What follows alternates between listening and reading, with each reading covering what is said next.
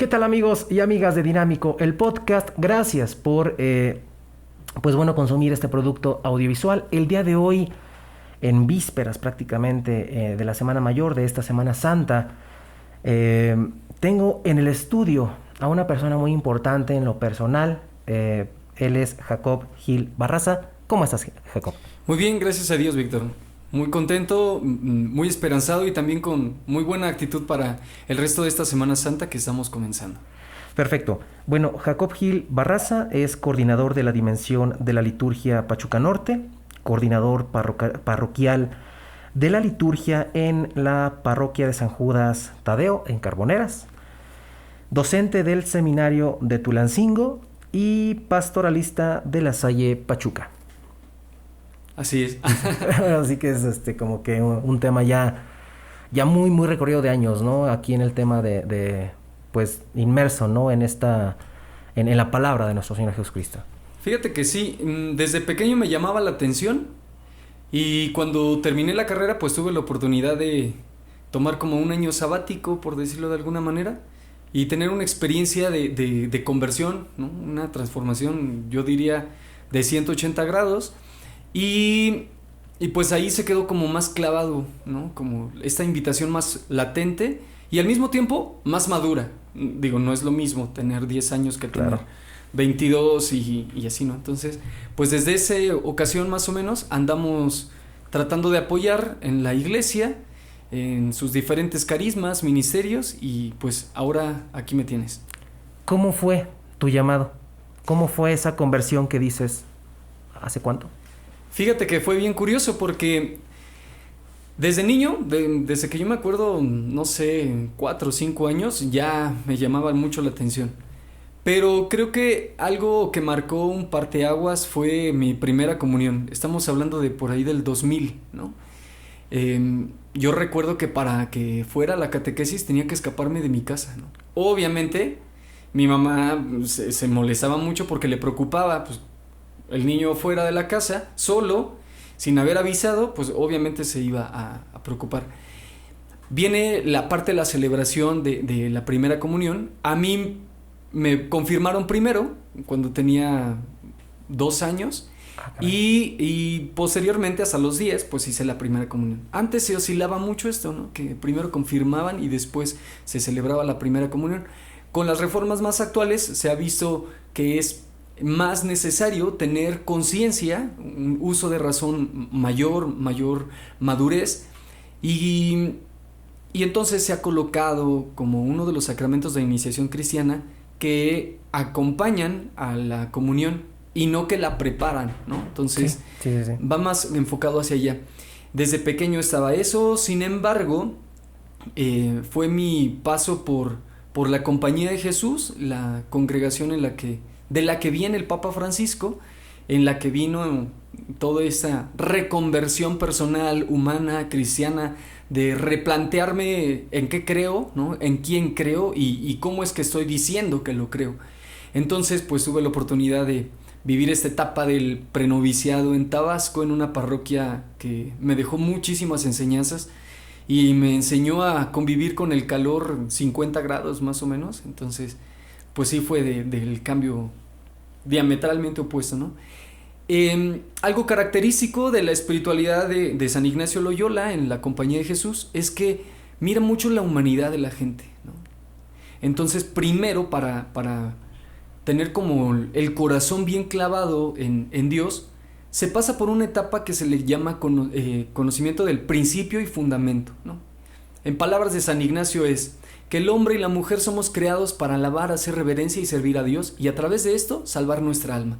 De allí que entonces se siga que hemos de usar los bienes creados, tanto nos ayudan para conseguir nuestro propósito y evadirlos o dejar de utilizarlos en la medida en lo que nos lo impidan.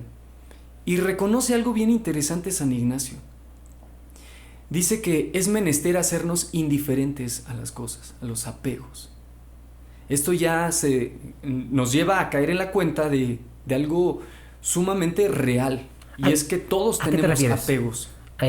Precisamente a lo que dice San Ignacio, que es, o sea, desvincularse del tema material, del tema del apego. No. Curiosamente, San Ignacio es un hombre de mucha tensión, ¿no? Dice sí, pero no. ¿A qué? En sus mismas palabras te voy a responder.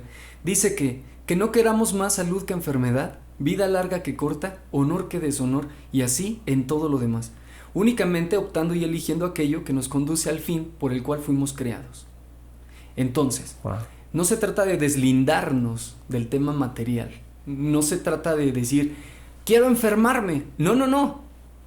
Si tengo que pasar por pobreza material, por enfermedad, pero esto ayuda a mi santificación y a tu mayor gloria, estoy dispuesto a hacerlo. Implica reconocer que todo lo que nos rodea hace en nosotros un cargo, un peso, ¿no? Y nosotros, en la medida en que lo utilizamos, pues le vamos dando mayor importancia o menor, según lo significativo que sea para nosotros, ¿no? Digo, habrá personas que piensen que un micrófono pues es indiferente, ¿no? Y para un comunicador es algo sumamente necesario. Así es. Entonces va más o menos para allá. En algún momento compartía con mis hermanos de parroquia que Dios no nos trata de manera igual a todos, ¿no? O sea, sabe qué es lo que necesitamos cada persona y en función de nuestras necesidades es cómo nos va atendiendo. Eso implica que en estos apegos que nosotros vamos desarrollando poco a poco en la vida, Dios también se va manifestando, ¿no? La fe es un apego, por supuesto, pero esta fe a la que nos invita Ignacio y de manera muy muy particular Jesús, es una fe desde la libertad. Puedo tener eso hoy y después dejar de tenerlo, y eso no va a impedir mi felicidad.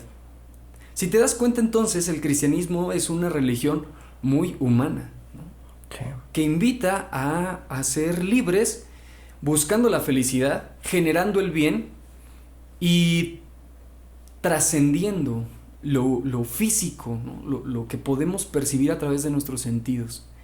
Cuando habla del desapego o de esta indiferencia, es justamente para hacernos, palabras de Ignacio, libres. Porque dice la palabra de Dios, la verdad nos hace libres. Tú no eres ropa de marca, ¿no? Tú no eres un consumidor de esto. Eres una persona que encuentra motivaciones en diferentes acciones. Estos, dice San Ignacio, son espíritus. Él dice en uno de sus momentos críticos, presupongo tres espíritus sobre mí, 2 que me vienen de fuera y 1 que me viene de dentro. Qué interesante esto, ¿eh? Porque cada cosa, cada persona, cada deseo, pensamiento, idea, concepto, genera sobre nosotros un espíritu. Es lo que nos motiva, ¿no? Freud habla acerca en su teoría psicoanalítica, de 2 pulsiones, él le llama así, Eros y Tánatos. Estas pulsiones le van dando sentido, ¿no? Él dice que cuando nacemos somos inmiscuidos en el mundo de la cultura, ¿no? Y a través de esta cultura vamos resignificando estas pulsiones. Habrá pulsiones que nos motiven a, pues, trabajar mucho, a buscar una mayor comodidad, y habrá otras pulsiones que nos digan, ¿qué crees? No puedes, ¿no? Todo este bagaje psicológico resignificado de la cultura genera en nosotros cierta presión. Bueno, esto lo dijo hace siglo y algo, y San Ignacio lo dijo hace 500, ¿no? Wow. Viktor Frankl, cuando tiene la experiencia de los campos de concentración en Auschwitz, va poco a poco elaborando esta teoría de la logoterapia, ¿no? El cuidado y la sanación del yo profundo, este self, ¿no? Y en este logos, esta palabra, este yo auténtico, pues se va a ir clarificando toda esta postura muy muy cristiana, ¿no? Que tanto psicólogos como filósofos, teólogos y el mismo Jesús ya entendían, ¿no? Poco a poco, pero con diferentes nombres, ¿no? Y todos tienen como planteamiento básico o como meta pues que las personas seamos libres y felices en medio de las circunstancias que estemos atravesando. De hecho, bueno, ese es el tema también. Últimamente se desarrollan en la humanidad muchas doctrinas que prácticamente eh, ponen también como que a confusión el ser humano. Hablemos, no sé, algunas conocidas por ahí, que el budismo, por ejemplo, todo este tema que es como que buscar el equilibrio del cuerpo y mente. Esto también, por ejemplo, estas doctrinas que hoy prácticamente se celebran o que están absorbiendo muchas personas, ¿tiene algo que ver con la palabra del Señor Jesucristo, de nuestro Señor Jesucristo? ¿O de ahí se desprende? ¿O de ahí alguien humano lo jaló y armó su propia doctrina? Fíjate que qué interesante que me preguntes esto, porque creo que para poder emitir un comentario o una opinión, primero necesitamos saber cómo el contexto en el cual surgen, ¿no? Así es. En el tema de Buda, él no conocía el sufrimiento, ¿no? Estamos hablando de, diríamos de manera popular, un chavito bien que nunca había visto que las personas se enfermaran, que nunca había visto que la gente se muriera, ¿no? Que tuviera preocupaciones, que la pobreza material se presentara. No lo conoce.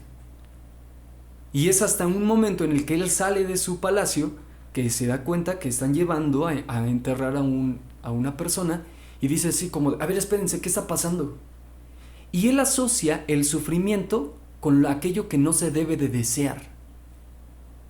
Y es atractivo este planteamiento, muy, muy atractivo. ¿Quién va a querer sufrir? Claro. En cambio, Jesús viene desde el sufrimiento, ¿no? A su mamá le anuncian, ¿quieres ser la mamá de Jesús? Palabras más, palabras menos. Y ella dice, hágase en mí según tu palabra, ¿no? Una jovencita que no estaba casada de manera formal ante todos los demás, está saliendo con su domingo 7. ¿Cómo le va a decir a José que está embarazada? Sí. Esto era lapidación segura. En su ADN Jesús ya trae el sufrimiento, ¿no? Y es que en Jesús, en María y en José se encuentra toda la humanidad. A veces dice el dicho que justos pagan por pecadores. No creo tanto esto.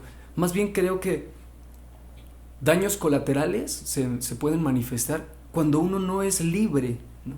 Cuando uno no es responsable de las decisiones que toma. El sufrimiento se comparte, se suda, ¿no? Es como este virus que vivimos actualmente, pero al mismo tiempo me parece que allí donde la lógica humana decía no es posible, pues María dijo sí, órale, le entro, ¿no? Y este mismo espíritu que purifica las cosas, las experiencias, es el que lleva a que José también sienta tranquilidad en su corazón, ¿no? Y que diga, ok, te voy a repudiar en secreto para que no te pase nada. Y fíjate qué es lo más importante que salva a San José, sin decir palabra alguna: la vida, ¿no? La vida del pequeño, que no tenía culpa ninguna, pero también la vida de su esposa, porque es una jovencita. Y aunque hubiera tenido 40, 50, 60 años, los que fueran, es una vida. Así es. Que dependía de una decisión de él. Y prefirió trascender esta emoción, este deseo de seguir siendo un hombre correcto ante todos los demás, ¿no? Y lo hace parte. Esta creatividad que tiene José en su manera de ser padre es contracultural, ¿no? Y muy seguramente en nuestros días habrá muchos hombres y mujeres que asuman la paternidad o maternidad cuando no tienen responsabilidad alguna. Ahí ya se manifiesta Dios, como este luchador contra el mal o antimal, dice José María Casillo.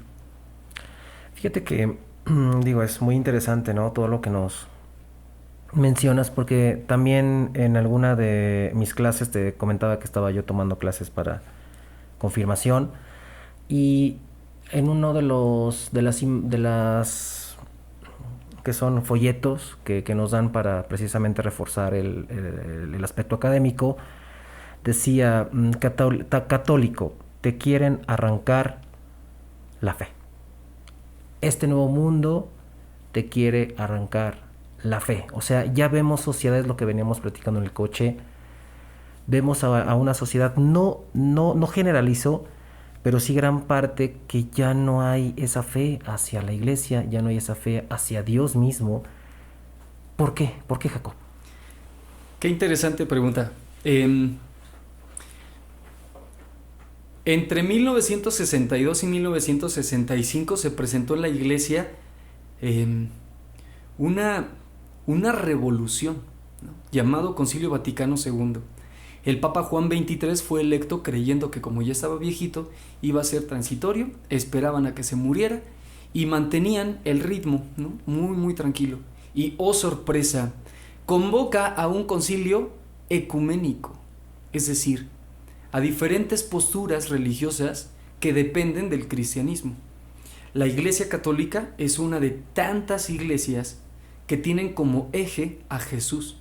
Existe la Iglesia Católica de rito romano, la Iglesia Católica de rito ortodoxo, los rusos, por ejemplo, y hay otras iglesias cristianas que, si bien es cierto, no encuentran en el Papa o en el Patriarca de Constantinopla la autoridad máxima, sí que creen en el Evangelio, sí que tienen depositado su corazón en Jesús.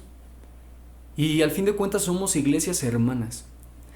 Uno de los productos de este concilio es la Constitución dogmática sobre la Iglesia, Lumen Gentium, la luz de los pueblos. Y dice la Iglesia, dice esta Constitución que la Iglesia no es la jerarquía, no son los obispos, el Papa, los sacerdotes, los diáconos religiosos o religiosas. No. Dice que somos el pueblo de Dios. Es decir, todas las personas que por medio del bautismo hemos sido incorporados a esta comunidad creyente, esa es la iglesia. Me parece que cuando una persona dice yo no creo en la iglesia, lo hace desconociendo esta parte, ¿no? Algo está fallándole en la formación cristiana, en las iglesias, ¿no? Tanto en la católica como en las demás manifestaciones religiosas, que nos ha hecho institucionalizar o sobreinstitucionalizar este planteamiento, ¿no? De la iglesia es un grupo selecto. Pues no, somos todos, ¿no? Y si no creo en la iglesia, pues tampoco creo en mí, porque yo formo parte de esto, ¿no? Dice Ortega y Gasset que yo soy yo y mis circunstancias, y necesito salvar mis circunstancias si quiero salvarme. Pasa exactamente lo mismo en la iglesia. De lo que me quejo, puedo transformarlo. La diferencia está en mi voluntad y mi libertad. ¿Qué es lo que quiero elegir? ¿Ser parte de la solución o ser parte del dedo dictatorial que señala, ¿no? Evidentemente la primera parte es más difícil porque involucra sentirse culpa, ¿no? Sentir esta culpa sana, ¿no? De ver que no estamos haciendo las cosas de la mejor manera. Pero también involucra la parte de la fe implícita, del yo puedo hacer cambios. Dios está en mí y me ha invitado a sentirme parte de esta comunidad justamente para transformarla, para no quedar con los mismos rezagos o con los mismos errores, sino más bien para caminar y en medio de este camino ir construyéndome o reconstruyéndome, construyendo y reconstruyendo a los demás. Entonces, me parece que esto de la iglesia es como un harakiri, ¿no? Cuando uno no cree en la iglesia, yo invitaría a la gente a replantearse qué es aquello que estás manifestando de ti como persona, en qué de ti no crees tampoco. Digo, todos tenemos nuestras dudas personales, por supuesto, ¿no? O sea, nadie tiene certezas absolutas, ni el mismo Jesús, ¿no? Curaba a los enfermos porque se sabía acompañado por Dios, pero de manera tangible, no. O sea, Jesús nunca pudo ver de manera física a Dios, sentía su acompañamiento. Y me parece que humanamente hablando, a veces uno va como en piloto automático, ¿no? reacciona porque uno tiene que reaccionar, ¿no? Porque eso es lo que esperan las demás personas de uno. Pero en realidad, tal vez si tuviéramos que elegirlo en conciencia y en responsabilidad, tal vez no haríamos lo que hacemos. Entonces, creo que el tema de la iglesia va por ahí. Más que decir hacia afuera, en qué no creo, refleja lo que uno no crea en su interior. Precisamente estábamos hablando del tema de la fe hacia la Iglesia Católica. Hay ciertas circunstancias que pues hoy prácticamente se usan como antitestimonios, lo que veníamos diciendo, ¿no? Que la gente pues erróneamente se agarra de los antitestimonios de la Iglesia, de lo que le ha pasado a la Iglesia, de lo que la Iglesia también ha sido víctima, porque me queda claro que si alguien ha actuado dentro de la Iglesia mal, es el hombre, no es Dios, no es Jesucristo, ¿no? Entonces, también en alguna misa yo lo escuchaba, que el padre nos decía, además de esos antitestimonios que andan por ahí circulando, cada católico y cada cristiano que se refiere así sobre la Iglesia es un antitestimonio también. ¿Por qué? Aquí es donde te decía el tema de honrar a Dios con la palabra, pero también con los actos, ¿no? Esa parte es muy interesante también, ¿no, Jacob? Sí, y me parece que es como un llamado a la madurez, ¿no? A veces podemos quejarnos mucho de que instituciones con el peso que implican, como la iglesia en el mundo entero, podrían ser mejores. Y tienen toda la razón, es cierto. Pero también creo que de manera así como muy muy personal, todos podríamos tener una mejor versión. Todos. Y sin embargo, hay cosas o etapas en la vida en las que uno se trata de mover y no encuentra espacio, ¿no? Ya sea porque las condiciones externas o incluso internas no nos dan para eso. No estoy justificando a la iglesia, por supuesto que no. Quienes me conocen saben que soy de las personas que siempre tratan de hacer notar las incoherencias, ¿no? Así es. O la falta de congruencia que a veces se genera al interior. Pero no por eso voy a renunciar, ¿no? Y a mí que me ha servido, no como modelo, sino más bien te comparto como el proceso que he pasado. Dice la palabra de Dios que hay que escrutar todo, ¿no? Conocer todo y elegir lo mejor, escribe San Pablo. Y me parece que es cierto, ¿no? Uno puede estar en medio de condiciones sumamente complicadas y mantenerse fiel. ¿Fiel qué significa? ¿Ser de una sola pieza? Sí y no. Trataré de ser explícito en esto. Me parece que tiene que ver con cómo se salvan las circunstancias. Cuando uno es fiel, renuncia, porque es libre. Cuando decides comenzar una relación con alguna persona, elegiste a esta persona no porque fuera perfecta, que seguramente tiene sus matices, pero la elegiste porque hubo algo en tu corazón que dijo, vale la pena, ¿no? Claro, se trata de ir aprendiendo a comunicarnos, a ser soporte de la otra persona y dejar que la otra persona también sea mi soporte. Entonces me parece que asumir la fe tiene que ver con esto, saber que se renuncian a muchas cosas muy valiosas, pero porque para uno es más importante esto que se está eligiendo. Me parece que en la iglesia pasa exactamente lo mismo. Tiene muchos matices y claro que hemos sido antitestimonio en muchas ocasiones, pero creo que esa es la naturaleza humana de la iglesia. Pero la iglesia no es una institución netamente humana, trasciende las fronteras. Digo, hemos pasado por periodos tan oscuros que los historiadores la han llamado así, ¿no? El oscurantismo, la Edad Media, ¿no? En que sí se cometieron atrocidades que no debieron haberse hecho.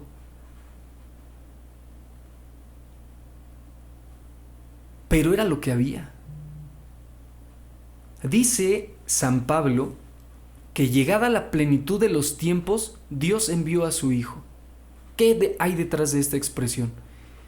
Pues que a lo largo de miles de años también Dios fue preparando poco a poco a la comunidad. No les mandó de tajo a Jesús. No se hubiera comprendido.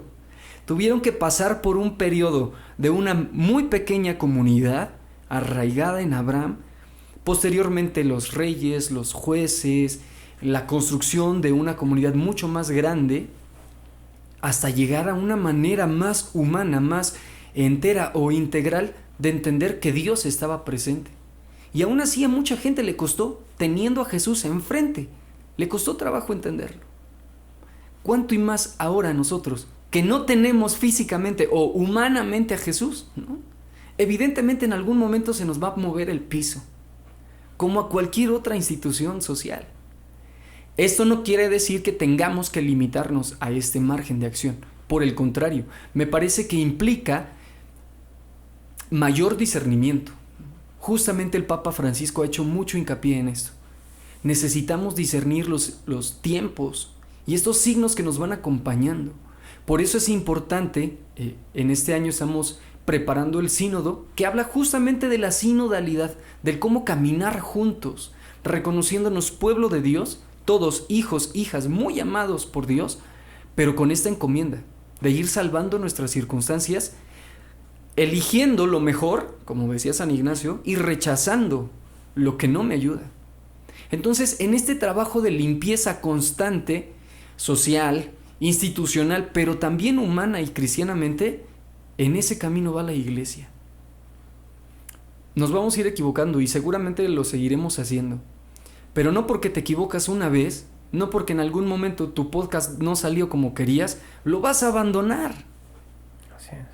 Los triunfos se cosechan justamente por los fracasos, no porque te salga la primera, ¿no? Digo, Jesús perdió la batalla, ¿no? Dios mío, ¿por qué me has abandonado? Sí. Y en medio de este grito de auxilio, termina dándole gracias a Dios, justamente porque le permitió pasar por estas experiencias. Y porque aunque uno no lo percibe, no quiere decir que Dios esté ausente. Wow. O que no exista. Impresionante. Hay un tema también que me llama mucho la atención, porque te hablo de mi propia experiencia también y obviamente con base en ciertos testimonios de grandes amigos también, que cuando uno tiene problemas, se acerca a Dios. ¿Por qué pasa esto? Me parece que la respuesta es como muy humana. Cuando la vida va bien, pues ¿qué te hace falta? Nada. Espiritualmente hablando, según la tradición de San Ignacio, hay como dos momentos o dos estados a los que él le llama estados espirituales. Y uno más bien intermedio, que no es propiamente un estado, sino más bien como la fusión de ambos, ¿no? La consolación, este momento de dicha, de plenitud, dice Ignacio que es esta etapa en la que todo es maravilloso, ¿no? Y que hay un aumento y crecimiento de la fe, de la esperanza, de la caridad, y nos volcamos en amor y servicio a Dios. Pero como toda ley física, pues es un polo, y cuando uno suelta un péndulo, se va al otro extremo, ¿no? La desolación. Cuando no hay fe, ¿no? Cuando el alma está tibia, perezosa, cuando no hay algo que nos ate con Dios, o que nos mantenga unidos, mejor dicho. Cuando nuestra fe y nuestra esperanza se van disminuyendo, y esto se va a ver claro en el servicio a través del amor. No lo hay, ¿no? Se pierde de vista. Quiero hacer esta analogía. Uno sería como cuando traes tus lentes con la graduación correcta, y otro es cuando la enfermedad poco a poco aumentó y la graduación ya no te es suficiente, ¿no? En uno ves súper bien, clarito, ¿no? Nítido, y en el otro pues ya se empieza a ver como medio borroso, ¿no? Más o menos así cada uno de los estados. Y hay un tiempo tranquilo. Dice San Ignacio en una de sus reglas de discernimiento: En tiempos de desolación, no hagas mudanza. Es decir, cuando andes tristón o bajoneado, no tomes decisiones. Porque esta falta de claridad te llevará a equivocarte una y otra vez. Y palabras más, palabras menos, dice Ignacio, que el que cede poco a poco. Es como esta pelotita de nieve que va creciendo conforme se mantiene en movimiento. Pero también pasa que cuando uno tiene muchísima luz, los colores pueden llegar a faltar, ¿no? Se puede ver demasiada claridad y creer que va a durar toda la vida, y tampoco es así, ¿no? Por eso recomienda que en un tiempo de tranquilidad se pueda vislumbrar cómo me manejo en estos dos momentos, ¿no? Cuando estoy muy muy feliz, ¿qué tipo de palabras utilizo? ¿Qué sentimientos se presentan en mi corazón? Lo mismo cuando estoy bajoneado o tristón, ¿no? Porque uno es consciente de su realidad, la acepta, la integra y está dispuesto a responder ante esto, sabiendo que va a tener un costo. Evidentemente, cuando uno hace estos cálculos espirituales, empieza ya a caminar hacia el futuro, asumiendo las consecuencias que se vengan, ¿no? Fíjate que, digo, estas palabras suenan en mi cabeza y se vinculan con unas que nos decía el padre hace un par de misas. Decía, cuando no sabemos cómo actuar o cómo tomar los momentos buenos o malos de la vida misma, pídele sabiduría a Dios. ¿Para qué? Para poder discernir los momentos malos y los momentos buenos. Exactamente como dices, ¿no? Los momentos de luz y los momentos donde nos sentimos bajoneados. ¿Por qué? Porque muchas veces somos de que solamente en los momentos buenos celebramos, ¿no? Ay, gracias Dios y esto y lo otro, y me está yendo súper bien, y tengo salud, y tengo los míos. Qué padre, ¿no? O sea, no, y digo, lo hemos sentido todos. Pero cuando nos va mal, ahí es cuando se empieza el tema de, ay Dios, es que, y ahí como si la fe fuera un trueque, ¿no? Ay Señor, pues échame la mano, ¿no? Pues es que, oye, mira, yo he ido a misa, oye, mira, yo esto, y ahí empieza a debilitarse como tal el espíritu, empieza a lo mejor a debilitarse la fe, y el Padre nos decía, no, así haya momentos malos, agradezcan, y estén en ese, tal vez no en el mismo estado, porque va a ser a lo mejor, somos humanos también, sentimos, y somos frágiles. Pídanle la sabiduría a Dios para discernir entre lo bueno y lo malo. ¿No lo crees, Job? Sí, entre dos cosas buenas no se discierne, porque ya las dos son buenas. Así es. Entre una buena y una mala, tampoco. Pues lo bueno es evidente. Entre dos cosas negativas, cuesta trabajo aceptarlas. ¿Cuál voy a elegir para mí? Porque de que se tiene que elegir, se tiene que elegir. Pero uno decide cuáles batallas y cómo enfrentarlas. Uno decide la estrategia. Así es. Creo que cuando se presenta algún momento de enfermedad, de dificultad, y se recurre a Dios, es lo mejor que pudimos haber hecho. Porque se reconoce la ausencia, que antes era un privilegio, ¿no? Sentir esta compañía. Me parece que, siendo muy optimista, por supuesto, me parece que cuando buscamos a Dios en medio de estas circunstancias tan complicadas, Dios ya está actuando ahí, ¿no? Y es este Padre que nos hizo reconocer que nos hacía falta su amor, ¿no? Su fortaleza en medio de nuestra debilidad. Y creo que hace un rato usaste una expresión de Dios mueve sus hilitos, más o menos, ¿no? Para que se acomoden las cosas y se generen ciertas conversiones. Me parece que sí, que Dios en esta obra tan maravillosa que se llama vida, a la que nos ha invitado desde la libertad, por supuesto, siempre va dejando como la posibilidad de acercarnos. Y uno lo puede elegir o no. Lo maravilloso de Dios es que aun cuando se rechace su presencia, Dios no se va. Me parece que es como cuando uno sale a comer tacos a la esquina y tal vez se encuentra con muchas moscas, ¿no? Estás a punto de comerte el taco, pero la mosca ahí anda, dando lata, ¿no? Y pues trata uno de espantarlo, vete, ¿no? Pero también las ganas de comerte el taco se manifiestan. Y dices, pues ya total, si me la tengo que comer, pues ya. Y se corre este riesgo, ¿no? Así es con Dios.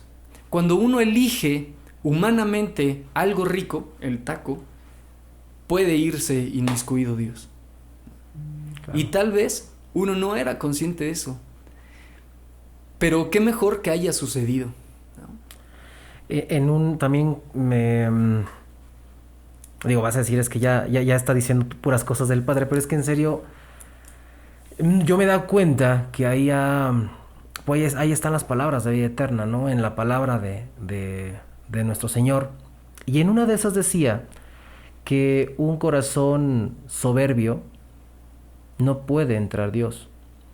Y, pues, digo, ¿quién no hemos tenido un corazón soberbio, no? Aquí prácticamente algunos ya hicieron la conversión, o diario hacen la conversión, mejor dicho, algunos todavía no. Pero ¿qué hay de ese tema, Jacob? Que un corazón tiene que ser humilde para que Dios entre a esa persona. Me parece que tiene que ver mucho con la cultura en la que estamos involucrados. Últimamente se han escuchado expresiones socialmente aceptadas como tú lo puedes todo en el mundo, ¿no? Naciste para triunfar.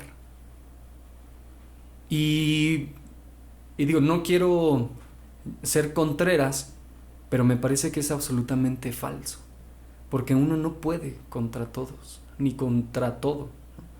Por Dios, somos 100,000 millones de habitantes en el mundo y no hemos podido erradicar un virus, ¿no? Que ni siquiera podemos percibir, pero que existe, ¿no? Llevamos 2 años en esta lucha y no hemos podido. El tema de la vacunación se ha ido extendiendo y me parece que es como una analogía que puedo utilizar para responder ante esto. Los esfuerzos siempre se van a manifestar y se agradecen mucho, mucho. Entonces, a quienes compartimos algún tipo de fe en Dios, me parece que nuestras acciones son esperanzadoras, ¿no? Porque hemos remado a contracorriente, porque no le creímos este discurso a la sociedad de que podíamos contra todo, ¿no? Y que estábamos llamados a triunfar. No es cierto. Y para muestra hay que voltear a ver a Jesús crucificado. Es un hombre que está perdiendo, ¿no? Que está solo, que le tocó recibir una cantidad impresionante de sufrimiento, tanto físico como emocional, psicológico, religioso, espiritual, ¿no? Pero que se mantuvo fiel y firme. Esa es la diferencia. Creo que cada persona, cuando en las mañanas se reviste de su fe y se acuerda del valor que implica para sí el creer en Dios, pasa por este momento de pasión y de resurrección como Jesús. Voy a explicarte un poquito el contexto, ¿no? San Agustín de Hipona, gran filósofo, doctor de la iglesia, obispo justamente de Hipona, es hijo de Santa Mónica, ¿no? Una mujer que vivió más o menos en el siglo IV en Tagaste, África, lo que hoy conocemos como Argelia. De una familia súper acomodada. Agustín es un hombre muy inteligente, extremadamente inteligente, pero que le creyó este mensaje al mundo, ¿no? Tú naciste para triunfar, ¿no? Y tú estás llamado solamente a disfrutar lo que existe. Y efectivamente, se va por su vida una buena cantidad de años y empieza a derrochar sus bienes, ¿no? Y a ir de placer en placer generando vicios, ¿no? No porque el placer sea malo, sino porque cayó en el extremo de los vicios, ¿no? Y se perdió. Hasta que entonces llega un momento en el que su misma inteligencia le hace dar cuenta que por muy abusado que fuera, pues no estaba siendo tranquilo. Su corazón estaba inquieto, Y surge entonces una expresión. Mi corazón no estará en paz hasta que descanse en ti. Palabras más, palabras menos.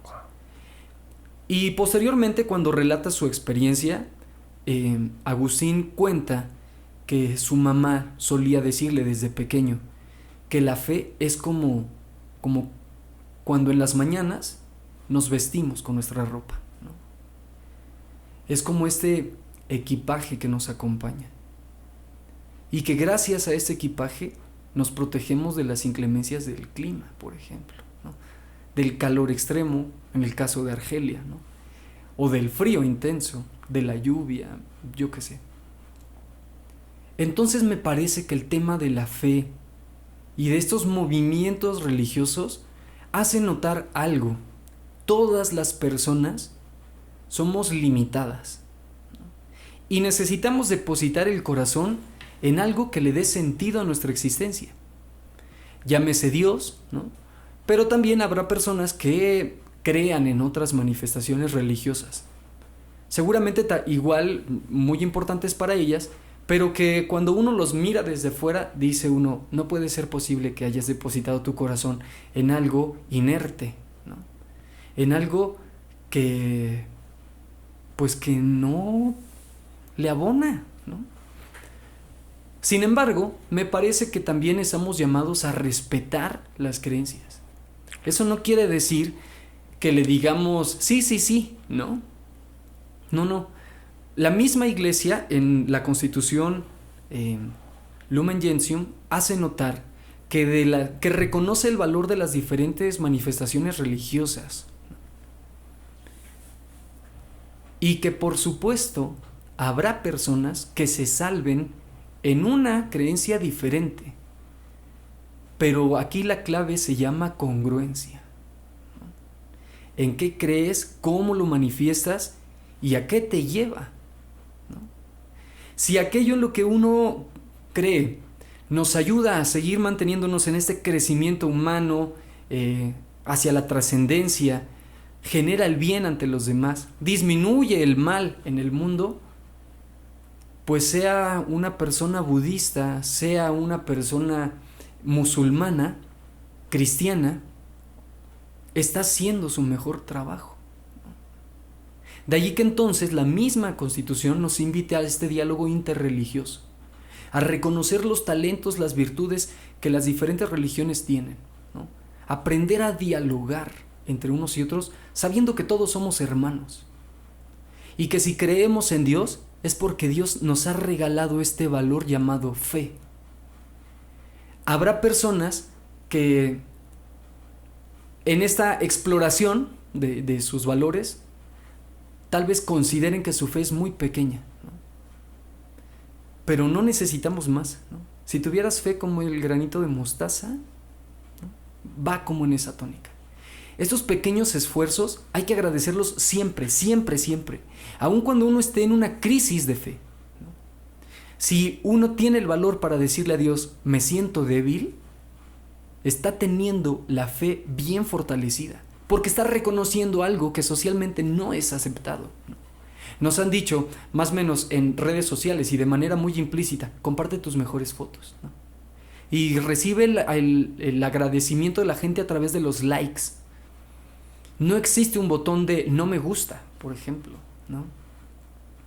Y uno los comparte, ¿no?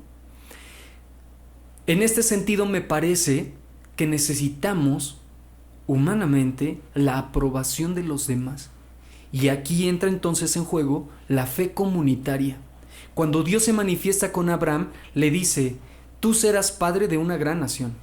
Es decir, esta fe que estoy depositando en ti es para que la compartas y para que la celebres en comunidad.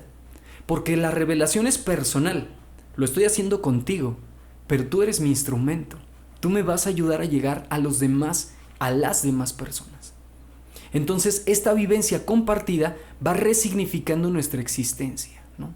Estoy en un país, en un mundo, en un universo con muchas otras personas, ¿no? Y lo que comenzó con una persona en esta región, Wuhan, en China, terminó invadiendo a todo el mundo, ¿no?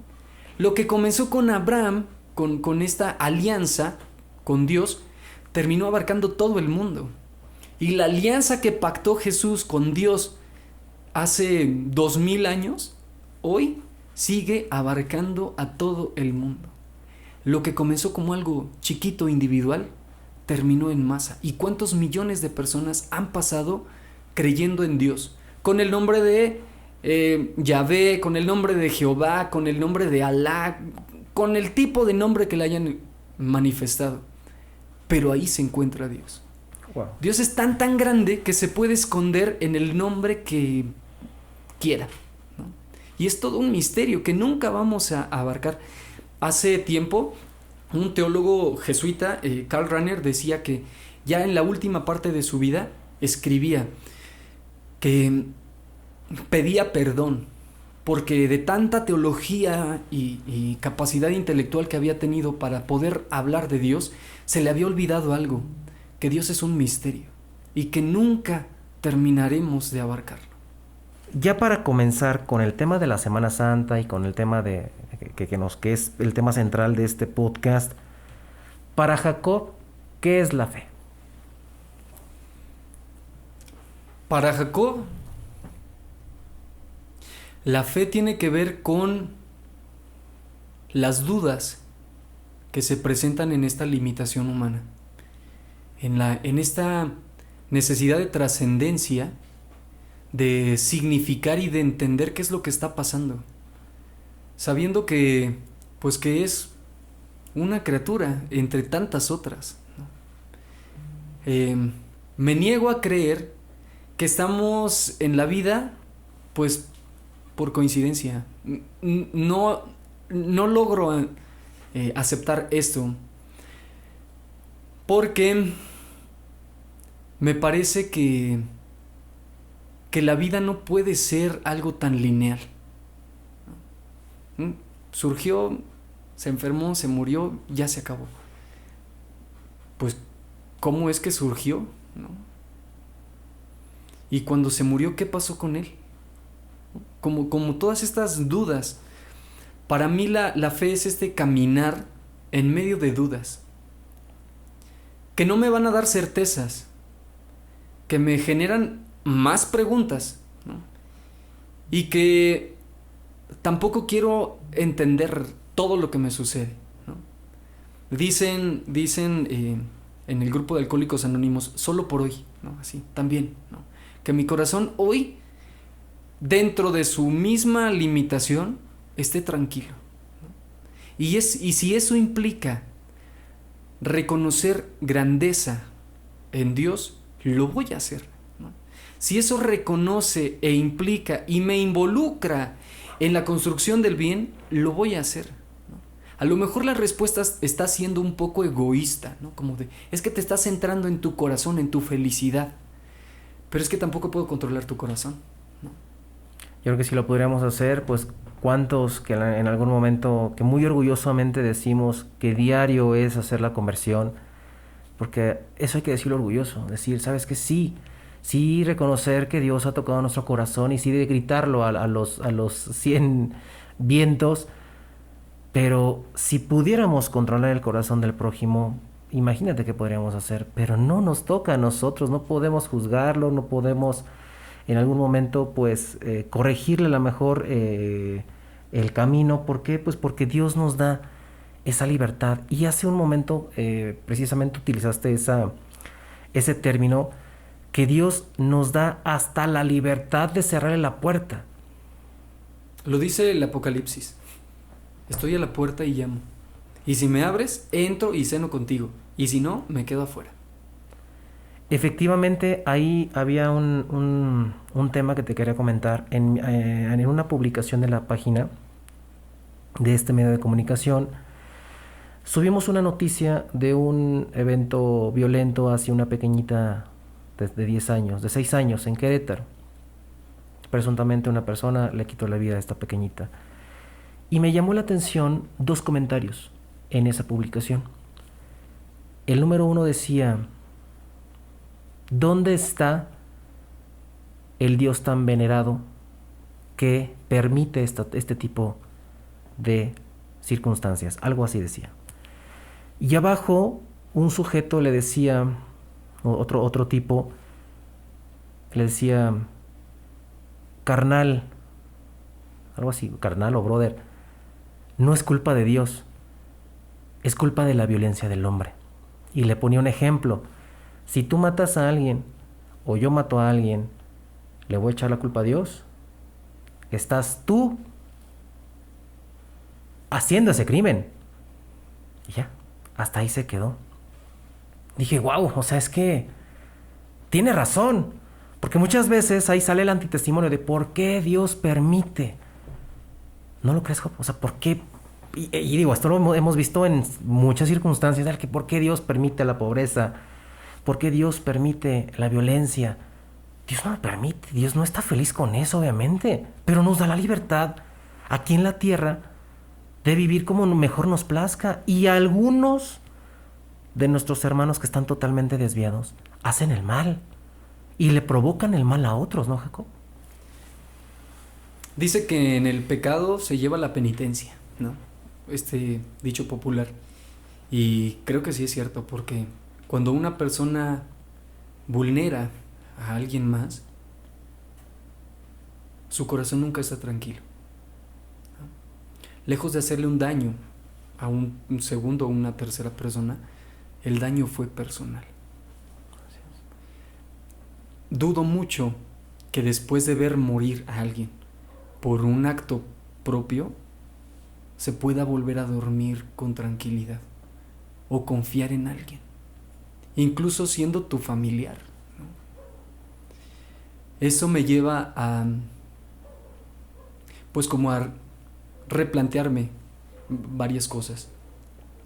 Después de la segunda mitad del siglo pasado, con esto de la Segunda Guerra Mundial, los teólogos se preguntaron justamente esto, ¿no? ¿Dónde estaba Dios? Porque no volteó a ver los campos de concentración, ¿no? Pues no, que los judíos eran su pueblo elegido y los dejó que los hicieran jabón. Y entonces en este caminar llegaron a una conclusión, y la respuesta fue muy obvia, ¿no? Giraron su mirada y contemplaron la imagen de Jesús crucificado. Pues ahí está Jesús, ¿no? Ahí está Dios, también sufriendo a la persona a la que lastimaron, ¿no? Sufriendo con los familiares que se sienten impotentes por no cambiar estas circunstancias, ¿no? Sufriendo con incluso hasta el sistema de justicia, porque en medio de su amplia posibilidad de acciones también tienen restricciones, ¿no? Se tiene que demostrar que efectivamente esta persona realizó tal situación. Así es. Ahí está Dios, ¿no? Evidentemente tiene que ver con uno que elige, ¿no? Hace un rato te decía de Ignacio, presupongo 3 espíritus sobre mí, 2 que me vienen de fuera y 1 que me sale de dentro. ¿Me preocupo por los que me vienen de fuera? No, más bien por el que me sale de mí. Esta capacidad de elección, dice un jesuita español, José María Rodríguez Olaizola, que la libertad no es no tener nada que nos ate, sino poder elegir a qué me ato. Lo que yo hago me mantendrá o en libertad o pagando las consecuencias de esto. Evidentemente Dios no está a favor de la injusticia, por supuesto que no, ¿no? El testimonio de Jesús es que Él viene a decirnos, oigan, no está padre que se viva así, ¿no? O sea, les han dicho, amen a sus amigos y odien a sus enemigos, pero yo les digo que no, porque no tiene mérito esto. Qué cómodo es amar a quien te ama. Ama a quien te cuesta trabajo aceptar, ¿no? Trata con mayor cuidado, atención, pulcritud a quienes te mueven algo, porque te están reflejando algo de ti. Vivimos en un clima de violencia que se ha normalizado, ciertamente, pero podríamos vivir en otro, ¿no? Y este cambio tiene que ver con tú que eliges hoy, cómo lo quieres vivir. Me parece que esta invitación constante de Dios es muy fuerte, porque se podría responsabilizar por todo a Dios, ¿no? Pero también en nombre de Dios se han hecho atrocidades. Y también en nombre de Dios se mantiene uno haciendo muchas cosas buenas. Que uno no pasa por la vida gritándoles a medio mundo, ¿no? Oye, hice esto o lo otro. No, no, no. Al principio de la Cuaresma, el evangelio que escuchamos el miércoles de ceniza, dice que cuando haga uno oración, que entre uno en su cuarto, ¿no? Y que ore en silencio. Y nuestro Padre que ve lo secreto nos recompensará. En la tradición judía, este cuarto al que alude el evangelio, pues no es esta habitación, ¿no? Tampoco es el oratorio de casa o el lugarcito en donde uno tiene como su altar. No, no, no. Es esta alacena. Y vas a decir, ¿qué tiene que ver la alacena con esta oración? Pues tiene que ver con un condicionamiento geográfico y climatológico del Medio Oriente. Las casas, que son como más estables, están hechas, pues nosotros diríamos de adobe, ¿no? Y el adobe es fresco. Pero también es cierto que la misma composición hace que si viene una lluvia se empiece a deslavar. Entonces las casas debían ser pequeñas, reducidas.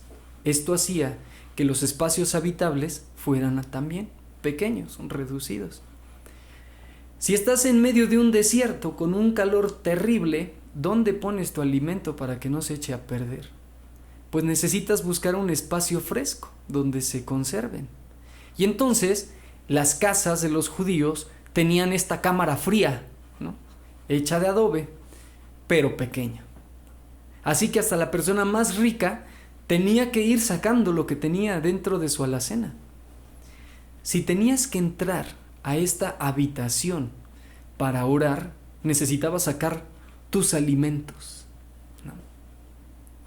Porque o se quedaba el alimento o entrabas tú. Este sentido cuaresmal tiene que ver justamente con esto, ¿no? Para que se pueda disfrutar la frescura, la calidad de vida, necesito sacar cosas, ¿no? Cuesta trabajo.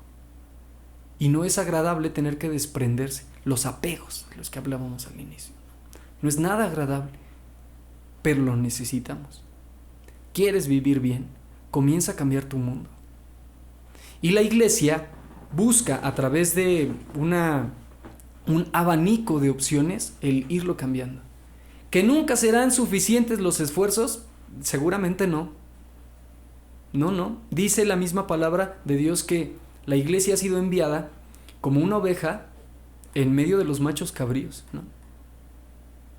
Pero con una mirada de fe también podemos reconocer que si se ha pasado por una cantidad terrible de circunstancias que no tuvimos que haber experimentado y la iglesia sigue viva, es porque esta es una obra de Dios.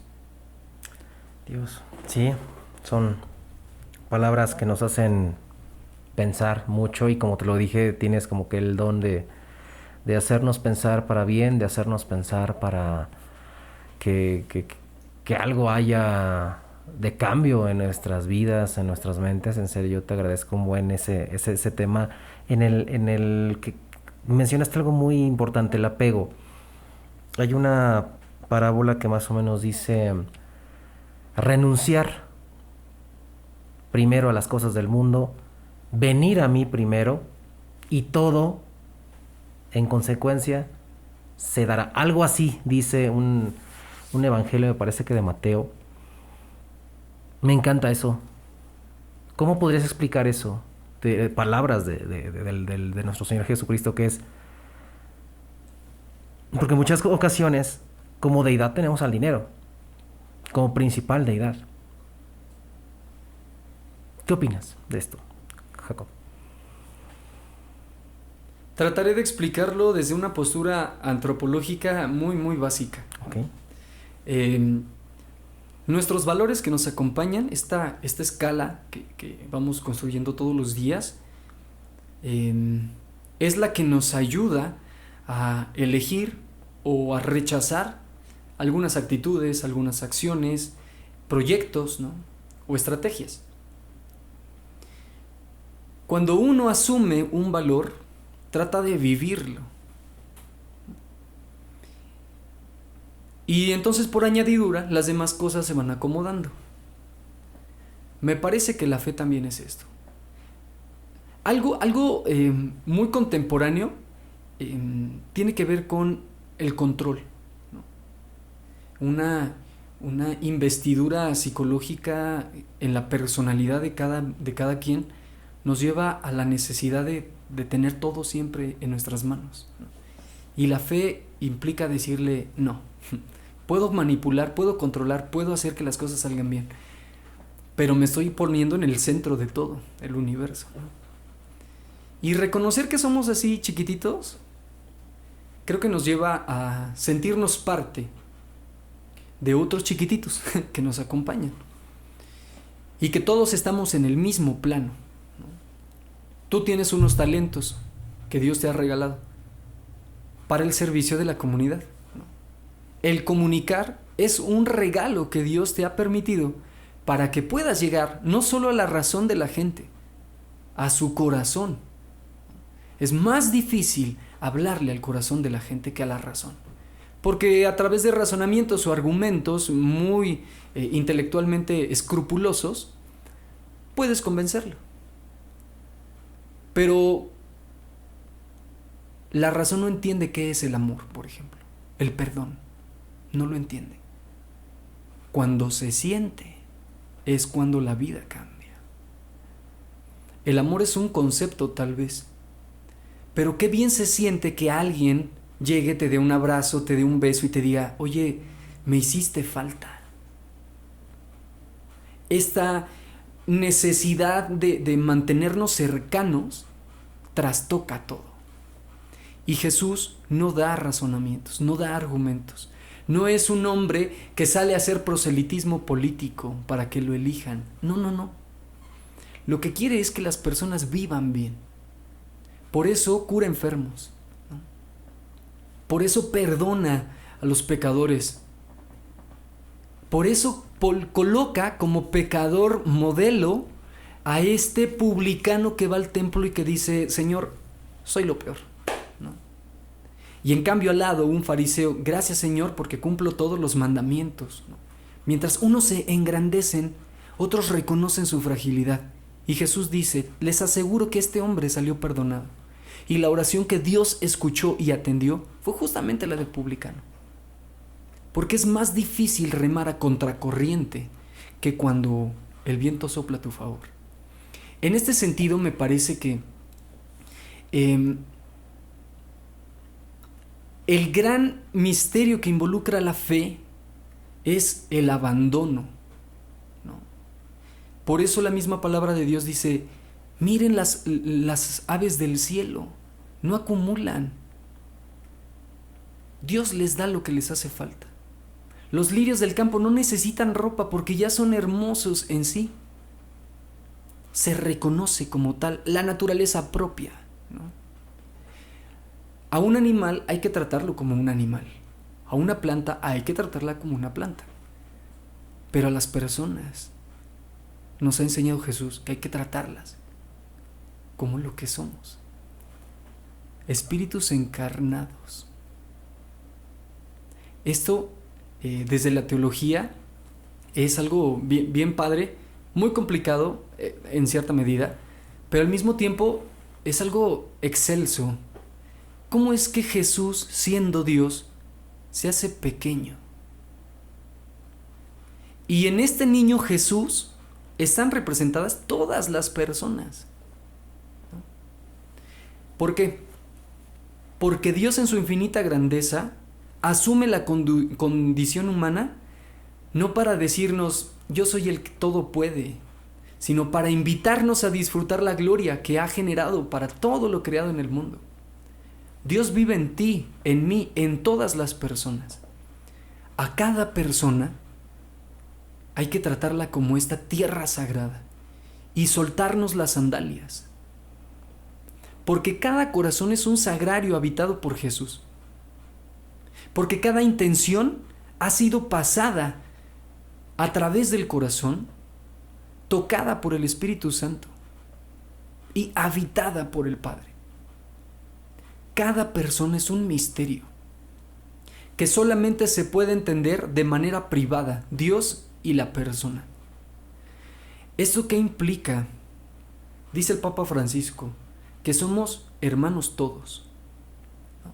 Y que todos estamos en esta barca del Padre misericordioso que no se cansa de perdonar porque no se cansa de amar, y al que nos invita constantemente a compartir lo que nos ha sido dado.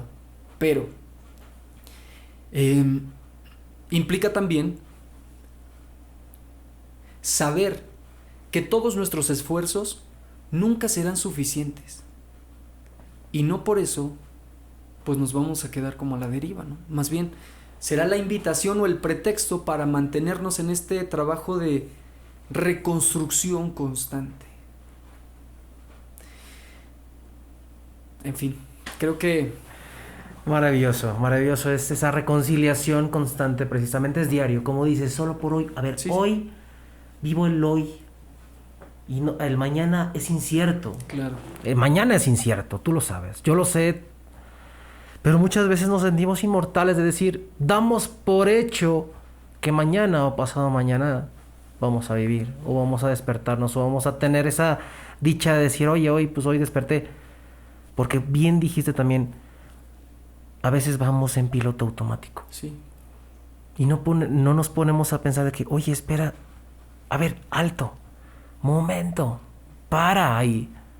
¿Qué estamos haciendo? ¿A dónde voy? Voy sin rumbo. No me aqueja nada, pues a lo mejor no me duele nada, me está yendo bien. Todo lo asociamos, como que el éxito se asocia al tema económico, ¿no? Al tema como de, oye, me está yendo bien, súper bien, tengo lana, tengo esto, tengo lo otro, me siento inmortal. ¿Qué pasa? Que no hay ese detenimiento de decir, espera, pero de acá adentro estoy vacío. Entonces, es bien complicado ese tema que, bueno, ahora sí ya vamos al tema siguiente, que es la etapa que nos deja nuestro Señor cada año. ¿Para qué? Para volver al camino, que es precisamente lo que me decías, ¿no? Cada año nuestro Señor Jesucristo nos ofrece una temporada en donde hay reconciliación, ¿no? Este tema de la Cuaresma, este tema de la Semana Santa, este tema de la Pascua. Háblame, por favor, y sácame de esa ignorancia, por favor, Jacob. Mira, qué bonito. Me parece que esta experiencia llamada Semana Santa tiene que ver mucho con el caminar como personas, como seres humanos, porque nos hace caer en la cuenta de algo. Lo que no es asumido no es redimido. Por eso lo que prepara justamente a la Semana Santa es la Cuaresma, ¿no? Este irnos al desierto, ¿no? A este lugar de intimidad, a ponernos a prueba. No, cuando digo ponernos a prueba no va como enfocado en el a ver si puedes o no, sino más bien como en este saborear, ¿no? Como probar, degustar. Que sin tantas gracias, dice San Ignacio, se manifiesta Dios, ¿no? En el desierto no vas a encontrar la cantidad de alimentos que podrías encontrarlo en el centro de alguna ciudad, ¿no? Te limitarás, pero de que te alimentas, ¿no? No encontrarás comodidades, no vas a encontrar algún sillón reposet o alguna cama king size, ¿no? Pero de que puedes descansar, descansas. Pero también de que corres el riesgo de que escuches a tu corazón, lo corres. Sin embargo, si una persona neta quiere ser feliz, necesita saber quién es, quién vive dentro de este cuerpo, ¿no? ¿Qué tipos de voces son las que escuchan en su interior? ¿Qué es lo que verdaderamente está buscando? Y responderse de manera personal implica la vida misma. Esto no lo hago por quedar bien con los demás, sino por estar en paz conmigo. Pero a través de esta búsqueda constante que viene de Dios, nos pone en sintonía con las demás personas que también van al desierto, a su desierto, que tienen las mismas preguntas, necesidades, inquietudes, problemas, dificultades, como las tenemos nosotros, ¿no? Entonces, esto es el pórtico que le da sentido a ciertas renuncias, ¿no? El ayuno, la abstinencia, la oración, la promoción de la caridad. Es decir, el ir dejando cosas para que estando en mi desierto tenga lucidez, ¿no? Y tenga la oportunidad de revisar qué es lo que me está afligiendo o lo que está ocupando mayor espacio en mi corazón, ¿no?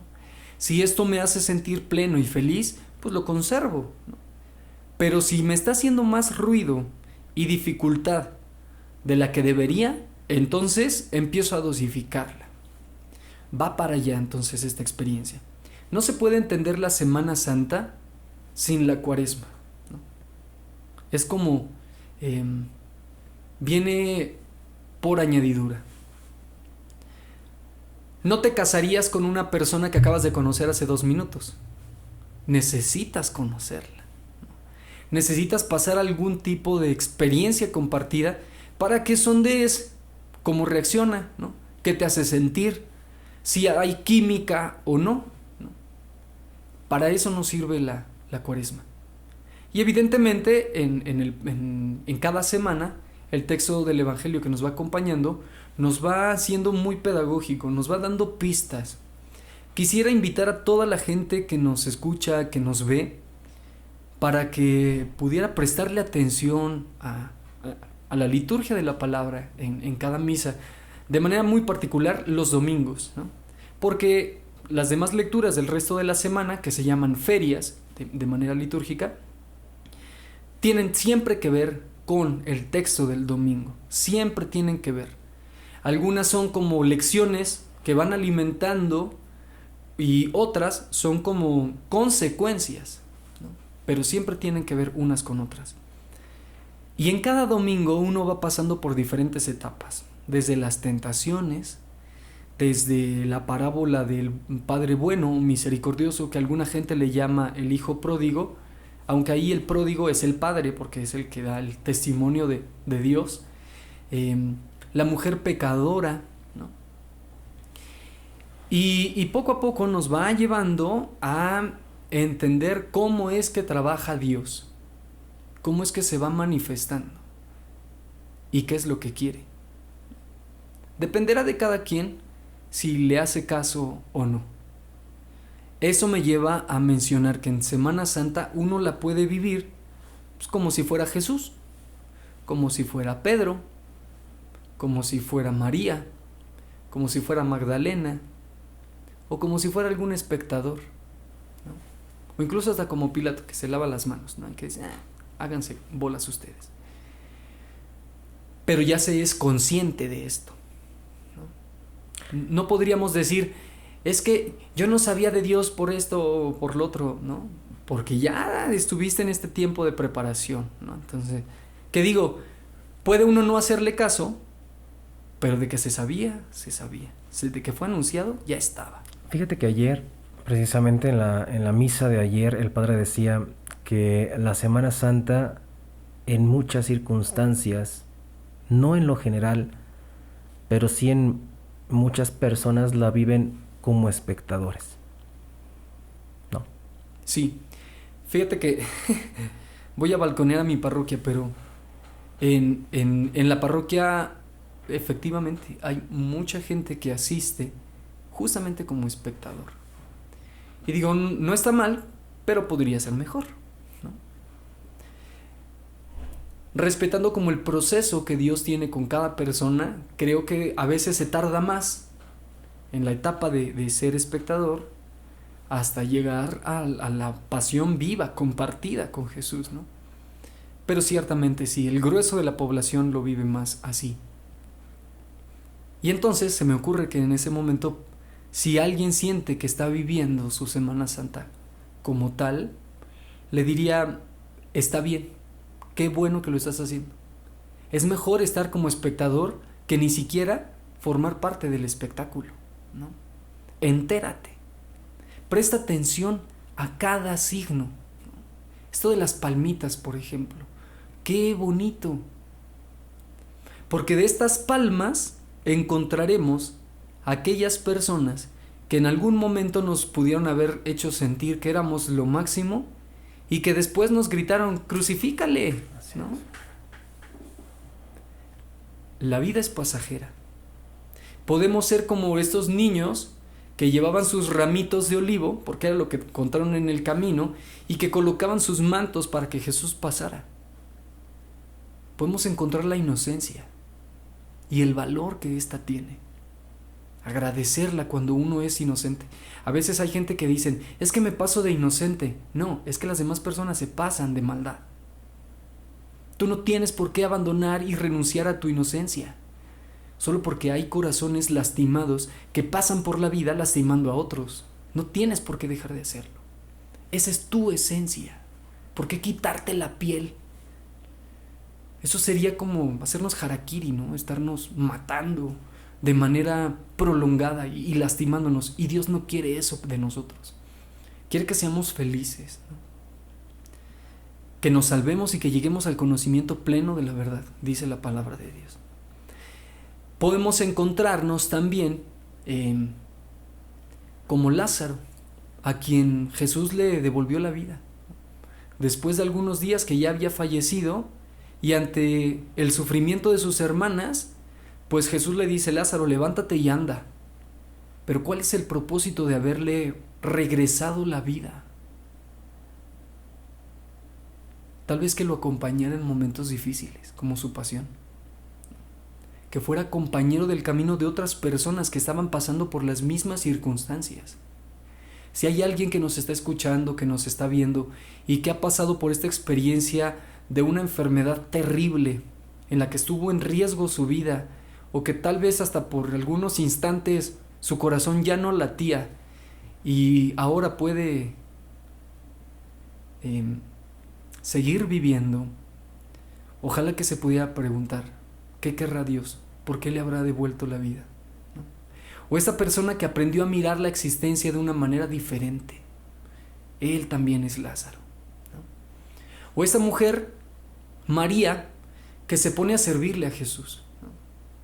Estando al lado de su hermana Marta. O esa mujer Magdalena, ¿no? Que le invirtió todo lo que tenía en un perfume caro, ¿no? En este óleo de nardo, y que lo unge porque pudo reconocer que era un rey y que era Dios. O María, nuestra madre, que fue una mujer testigo de Dios, hizo lo que tenía que hacer, pero también supo hasta dónde tener que llegar. Y en este momento pienso en aquellas personas, sobre todo en aquellas mamás, cuya función en casa es indispensable, pero que también llega el momento en el que les tienen que decir a sus hijos, hey, vuelen, ¿no?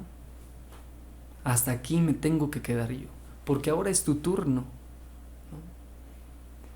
O en estos maestros que en cada graduación pues uno tiene que ver partir a sus alumnos, ¿no? Y decirles, te toca darle continuidad a este sueño que compartimos, ¿no? Puede uno también ser como Pedro, ¿no?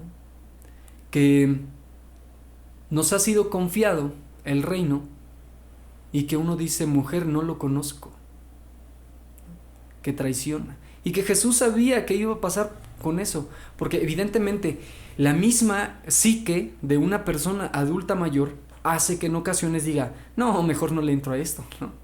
Era normal. Y sin embargo Jesús no se equivocó al ponerlo como cabeza de la iglesia, visiblemente hablando, ¿no? Como su piedra, ¿no? Así es. Y cambiarle el nombre justamente para hacerle caer en la cuenta de, tú eres esta piedra que le va a dar sentido a toda la comunidad. A propósito de eso, me gusta ver la imagen de Pedro y en él a los papas porque me hace caer en la cuenta de la necesidad de la comunidad, de mantenernos unidos.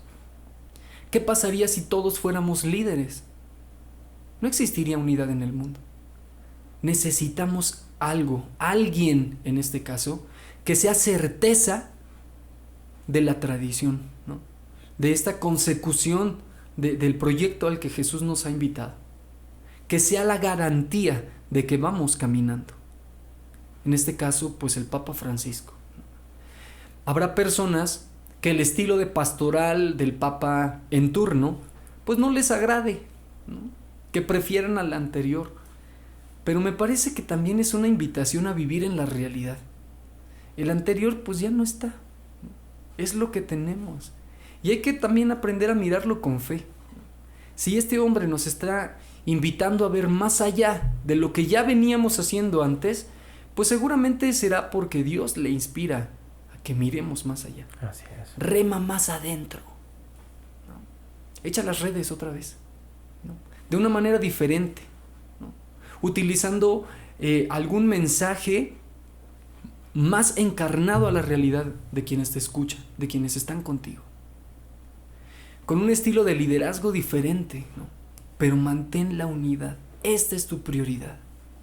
Que no se nos olvide que estamos necesitándonos mutuamente, como Jesús necesitó a María.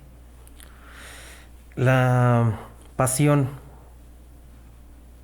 de nuestro Señor Jesucristo, para finalizar, Jacob, ¿qué nos deja? ¿Qué nos enseña? Esta Semana Santa que muchas veces muchos decimos, oh, vamos, ya es Semana Santa, son vacaciones, vámonos de juego, Finalmente es una tradición que ya se tiene, ¿no? Añeja, pero pues ya que estás a lo mejor un poco más involucrado en este tema, pues son días para guardar, ¿no? Son días precisamente para observar, reconciliar, para muchas cosas, pero en especial la pasión que es esta semana. ¿Qué nos enseña? Creo que es como la pregunta del millón, ¿sabes? Hace un rato te decía que lo que no es asumido no es redimido, ¿no? O salvado. Me parece que la gran enseñanza de la Semana Santa es la capacidad infinita de amar de Dios para con las personas. Porque hace un ratito te hablaba de Pedro, te hablaba de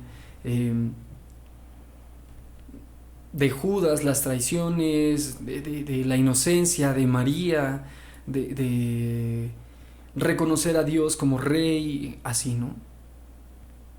Y el saber que hay alguien dispuesto a entregar la vida por lo peor que podemos tener, habla de un amor contracultural, revolucionario y trascendente, ¿no? Uno normalmente ama a quienes están con nosotros en las buenas, en las malas y las peores. Pero cuesta mucho trabajo amar a quienes nos han traicionado, a quienes nos han gritado vituperios y hemos sentido que nos dicen, crucifícalo, crucifícalo. Pues Dios no es como nosotros. ¿No? O sea, Dios es un amor que abarca todo, todos, todas, ¿no? Y que nos invita a esto. Habrá ocasiones en las que uno diga, de verdad ya hice humanamente lo posible, lo que estaba en mis manos, pero ya no puedo más. Me parece que en ese momento también podemos voltear a ver a Jesús, ¿no? Que está siendo ayudado por el Cireneo, que requiere del apoyo de alguien que no tenía nada que ver, ¿no? Este hombre sí pasó, pero por coincidencia, y se encontró a Jesús ahí y le ayudó con la cruz. Simón. Y me parece que también uno podría decir, es que es sanguinario. ¿Por qué recordar a Jesús con tanto sufrimiento, con tanto dolor, con tanta sangre? ¿Por qué contemplar la rudeza de los romanos, las traiciones, los pleitos políticos y religiosos? ¿Por qué? Pues porque esa es la realidad en la que vivimos, ¿no? tratar de salvarla es nuestra tarea, pero por supuesto, para llegar a eso necesitamos pasar por la pasión. Si queremos disfrutar de la gloria, es menester empezar a cambiar. No sé si te ha pasado, pero cuando uno está haciendo limpieza de la casa, volteas a ver el piso y tal vez dices, le calculas como la cantidad de basura. Pero conforme vas barriendo te vas encontrando más y más y más y dices, ¿cómo es posible que hubiera tanto? Sí, hasta te espantas, te sacas de onda y dices, oye, ¿de dónde se generó tanto? Claro, ¿yo estoy haciendo todo eso? ¿No? Pues sí, ¿no? Así también pasa en la vida religiosa, espiritual, humana, cristiana, social, ¿no? Necesitamos darnos esta pausa para limpiar, ¿no? Y cuando uno va limpiando, pues las escobas van arrastrando cosas, ¿no? A tal grado que a veces uno también se cansa de barrer, ¿no? Me parece que en este sentido Jesús con la pasión es literalmente el ejemplo de lo que Dios es capaz de hacer por amor. No es que Dios se quede de lejos mirando cómo Jesús se entrega y que abandone cuando las circunstancias más difíciles se ponen, ¿no? Más bien es que Dios hace todo lo que está en sus manos para que sus hijos estén bien. En la tradición cristiana se ha representado de manera gráfica a Jesús con un pelícano, ¿no? Porque este animal, cuando tiene crías, es capaz de picarse el pico para darle de comer a sus crías, a sus animalitos. Y pues Jesús hace exactamente lo mismo. Se rasga, se entrega, da su sangre, su cuerpo, se abandona a Dios para que la comunidad esté bien, ¿no? Ponernos en el lugar de Jesús, habrá personas que digan, será soberbio, pero me parece que todos pasamos en la vida cargando nuestra cruz, recibiendo traiciones, escuchando palabras bonitas, ¿no? Escuchando también el testimonio de otros que dicen, pues este hombre es inocente, ¿no? No sé de qué lo acusan, porque neta ya lo examiné completo y no hay algo que sea como suficientemente malo como para que acabemos con él. Y habrá personas que pasen con nosotros llorando. Me parece que este llamado a vivir la redención, el perdón, la santidad, entendiendo como santidad felicidad, necesita de todos estos elementos, de todas estas partes que intervienen. Necesitamos identificarlos en nuestra vida. Está bien que podamos vivir como Juan, ¿no? Este apóstol joven que le acompaña hasta en el último grito, ¿no? Pero también es necesario decirle a Jesús, te presto en donde recostarte, aunque ya no me escuches físicamente. Habita mi casa, santifica este espacio. Es súper interesante el tema, por ejemplo, del sepulcro, porque en aquel tiempo se cubrían los cuerpos, después de ser ungidos con bálsamo, aceites, perfumes, se cubrían pues con cal, para que todo lo que se iba pudriendo pues no afectara a las personas que estaban alrededor, ¿no? No hay como tal un cementerio. En cada espacio la gente tenía como su sepulcro, ¿no? Bueno, pues Jesús no tenía ni eso, ¿no? Necesitó que alguien se compadeciera de él. Y me parece que en el caso de José de Arimatea, sí que hay personas que se compadecen de uno cuando no tiene literalmente ni dónde caerse muerto.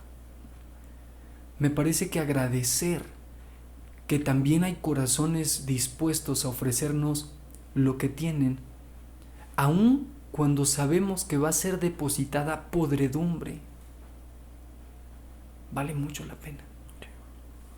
Por ejemplo, pienso en la profesión de los terapeutas, ¿no?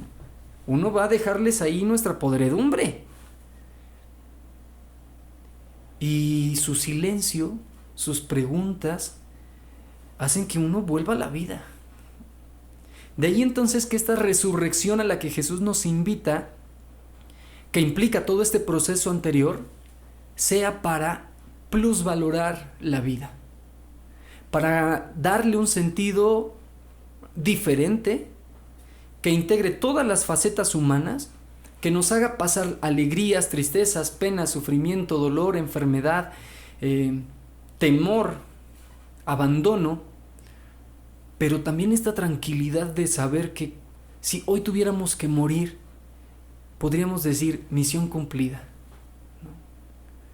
Esta resurrección que implica que hasta nuestro mismo cuerpo cambia, ¿no? Cuando los hábitos, por ejemplo, alimenticios se van ordenando en servicio de lo que necesitamos, nuestro cuerpo nos va ayudando más, Sí. ¿no?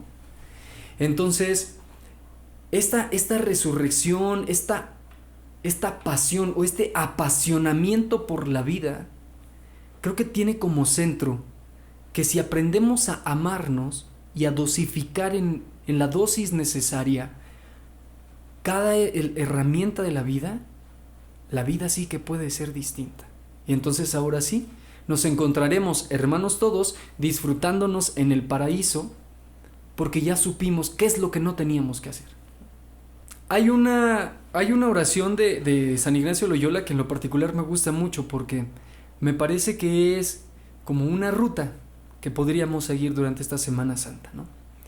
Y cuando se menciona esta oración en sus ejercicios espirituales, es un momento cumbre que le da sentido a toda esta experiencia de reconstrucción, que podría ser más o menos la analogía de la experiencia de Jesús en el desierto, ¿no? Va a probarse todo esto.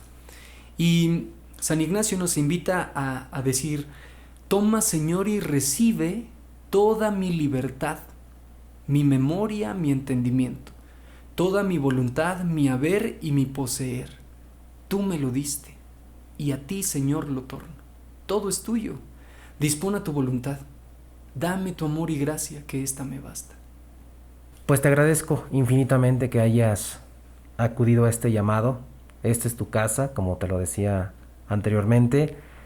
Esperemos que no sea la última vez, que nos podamos echar aquí 2-3 horas hablando de lo mismo. Creo que es infinitamente precioso. ¿Algo que tengas que agregar? Sí, primero agradecerte por la invitación, por este espacio. Agradecerle a las personas que nos están haciendo favor de escucharnos, de vernos, porque me parece que la fe de las demás personas nos nutre, ¿no? No vivimos de una fe personal a ultranza, sino que se comparte, se celebra, se vive. Y me encantaría invitarles a que, si en algún momento alguien de la iglesia les dio un antitestimonio, los hizo sentir como, no como hijos de Dios, sino como hijastros, que puedan decirle: me trataste mal, pero yo creo en Dios, ¿no? Ante todo, no creo en ti como persona. Yo también me equivoco, ¿no? Como todas las personas en el mundo, pero lo importante no es poner el dedo en las equivocaciones, en los hierros, sino más bien en las oportunidades. Detrás de cada error existe una esperanza de algo posible. Se pueden cambiar. Hay errores, me queda muy muy claro, que tenemos que pasarlos en la vida para decirnos que no tenemos que volver a hacer, ¿no? ¿Qué es lo que no nos merecemos? Y me encantaría invitarles a que pues participáramos primero de la vida espiritual personal con Dios, no la única, y que compartiéramos con las demás personas que tenemos cerca a través de nuestras redes sociales, de nuestros comentarios, en dónde tiene uno depositado el corazón, qué es lo que uno quiere conseguir con nuestra existencia, ¿no? Con lo que hacemos, con lo que decimos, con lo que pensamos, con lo que nos mueve. Y encontraremos más similitudes que diferencias. Encontraremos que a veces uno no sabe cómo expresarlo, pero aquello que está en nuestro corazón es pulcro y vale la pena. Me encantaría decirles, esta Semana Santa tengan la oportunidad de acercarse a recibir el sacramento de la confesión. No es una sala de torturas, ¿no? Y si algún sacerdote te hace sentir como en una sala de torturas, ve con otro, ¿no? El mismo Papa Francisco en la carta apostólica Evangelii Gaudium les dice a los sacerdotes, ¿no? Si vas a tratar a alguien como en una sala de tortura, mejor no confieses. Claro, detrás de un sacerdote hay un hombre que también tiene sufrimientos, dolores, enfermedades, incertidumbres, incongruencias, como cualquier otra persona. Pero me parece que el ministerio al que han sido llamados está enfocado en manifestar y compartir el amor de Dios. Y habrá personas que su personalidad, su temperamento no les ayude tanto, ¿no? Lo que te diga este sacerdote, si te hace choque, seguramente es porque checa algo, ¿no? Y si de plano se voló la barda, pues busca a alguien más, ¿no? Pero no te quedes con el corazón herido. Lo importante no es que sangre el corazón, sino que lata. Y para que lata, a veces uno tiene que darle RCP, ¿no? Si alguien no tiene la fuerza suficiente para permitir que el corazón siga latiendo, pues pídele apoyo a alguien más, ¿no? Solicita acompañamiento espiritual con algún hermano de parroquia. Nota cultural, ¿no? El ministerio del acompañamiento espiritual no es exclusivo de los sacerdotes, ¿no? Ni de las monjitas, ni de los religiosos. Los laicos, vaya que también pueden hacerlo, ¿no? Por supuesto que sí. Y pues estamos a sus órdenes en la parroquia y santuario San Judas Tadeo, tratando siempre de compartir, celebrar la fe y de encontrar a Dios en todas las cosas. Así que pues ojalá que puedan seguirnos. Nuestra página en Facebook aparece así, Parroquia y Santuario de San Judas Tadeo Carboneras.